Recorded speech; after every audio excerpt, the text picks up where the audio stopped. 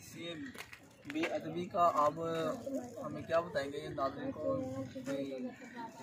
ये तो सारे जो मालेदार हैं इनको चाहिए ना ऐसे ही कुरान पाक की बेअदबी ना करें। ये तो हमारे कलाम है, इसकी बेअदबी करना तो हर मुसलमान पर इसका फर्ज है कि इसकी हिफाजत करें। इसको मोहल्ले वाले तो हम तुमको बताते हैं, जो अपने घर से लेकर आते हैं फिर इधर छोड़ देते हैं, उसका हक ये नहीं बनता कि इधर लेकर आए और पढ़े और छोड़ दें।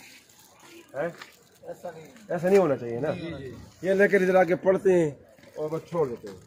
काफ़ी कब्रों से मैंने उठाए हैं, खुद अपने हाथों से उठाए।